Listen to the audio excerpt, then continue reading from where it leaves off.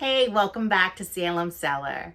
So this past weekend, I watched The Retaliators, and I want to talk to you guys about it with as minimal spoilers as possible, just let you know my overall thoughts about the film. I'll be right back.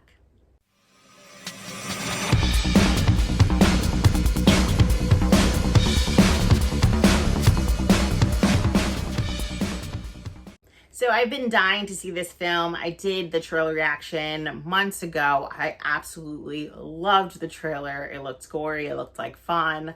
But sometimes trailers could be misleading. So I wanted just to, watch the movie for myself. So I finally got to watch it. It is streaming for free on Amazon Prime, which was pretty cool. So the original release date of this film is August 30th, 2021. It was written by the Gear brothers.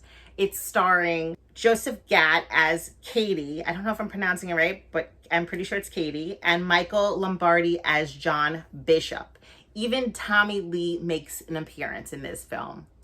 So what this film is about is a pastor uncovers a dark and twisted underworld as he searches for answers surrounding his daughter's brutal murder. It was directed by Bridget Smith and Samuel Gonzalez Jr. So the runtime for this film is 1 hour and 35 minutes, so it's not too long. So like I said earlier, it's starring Joseph Gatt. So for all of you Z Nation fans, you'll remember this face. I'm going to try to put it up somewhere on the screen. He is terrifying, in my opinion. In Z Nation, he haunted me for a while. This dude is scary. He is legit and he's scary. And he's just as legit and scary in this film. The opening scene, okay. So I wasn't sure how I was gonna feel about this movie. The trailer looked ridiculous, but I've been tricked so many times. The first 15 minutes of this movie, I was perked up. I was ready to go. It starts off so insane, so much fun. It's like, is this movie going to be what I think it's going to be? Completely different. Now, I originally had an idea of what this film was going to be. And then, you read the description, but it was definitely completely different than I thought. And it was even better than I thought it was going to be. Opening scene, insane. So you're introduced to John Bishop and his two daughters. He's a widow and he's also a pastor. And he's very protective of his daughters, you can tell. Now, one of his oldest daughters is getting ready to graduate from high school. It's around Christmas time. There's an opening scene where they're getting Christmas trees and some D-bag tries to pretty much takes away the Christmas tree from one of his daughters waiting online. Who does that? What grown man takes a Christmas tree away from a young girl? The day before Christmas Eve or Christmas Eve, it just takes her tree. No, this is mine. So you could tell the father wants to de-escalate the situation. He doesn't want to be violent. He's a pastor, he doesn't want to put hands on this gentleman. I use that term loosely. So he kind of backs down and lets him have the tree. His daughters are like, what the hell? But what do you expect? He's not going to resort to violence.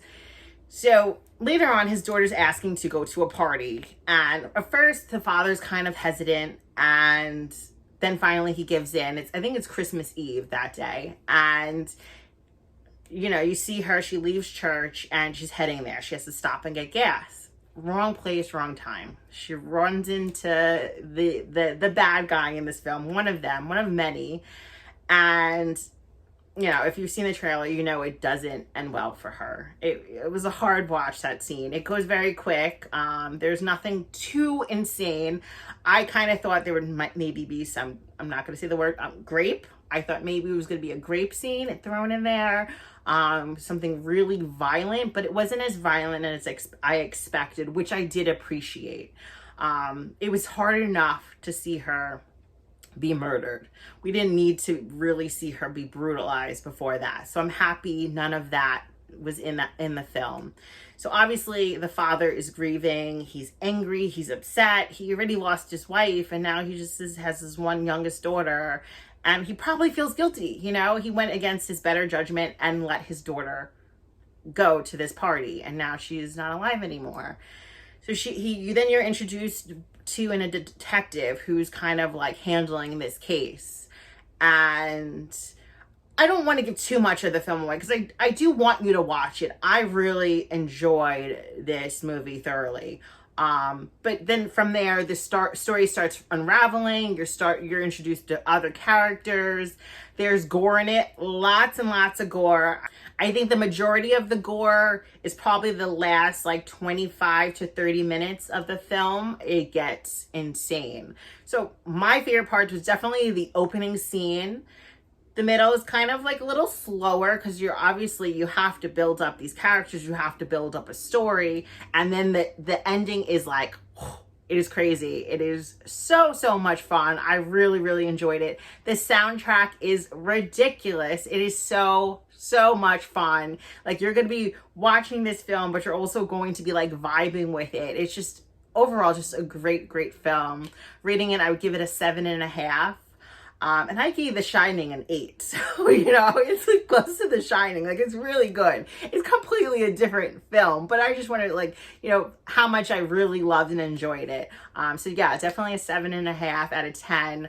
I will 100% be watching this movie again. There was, you know, there is a little bit of nudity and there's a little bit of drug use, but there's nothing too much where it's like makes you feel uncomfortable. It's kind of like quick. But besides that, it's just gory. It is fun. It is intense. You're learning different stories. You're like, holy crap, did that just happen? I really loved the characters. So besides the gore and the soundtrack, the practical effects, I really enjoyed. You know, it's like, it's definitely a mixture of CGI and, or, you know, graphics and then practical effects, but the practical effects were awesome. I really appreciated that. So they mentioned that the pastor is a diehard fan, which I'm a diehard fan, and he watches the movie every single day. So there was one scene where I was really hoping he was gonna say, "Yippee-ki-yay, mother." You know, I was really hoping for that, but I guess that they probably couldn't do that. It's a lawsuit waiting to happen. But I was so ready one scene for him to say it. That would have just been like ridiculous. But I loved that they threw in, you know, it was Christmas time. Die Hard is like one of my favorite Christmas movies. I know some people say it's not, but it's a Christmas movie. But I just loved that kind of like was thrown into the mix. I think you guys are going to love this movie. I don't hear as many people talking about it that should be. I think that it's definitely a film that I could see becoming a cult classic. The very end of this movie I loved. You know, it's a very simple scene and I really don't want to give it away, but it was kind of like the beginning scene with the Christmas tree kind of goes full circle at the very end with the father. You know, I'm kind of hinting to it without saying it. I liked that. I was like, hell yeah, okay, that's how we end a movie. But it's a wild time and it's a lot of fun. So I definitely think you should check it out. It is streaming currently on Amazon Prime for free. So run there, go watch this movie, comment down below, let me know what you guys thought of it. I hope you do love it as much as I did. Thank you guys so much for watching. I'll be right back.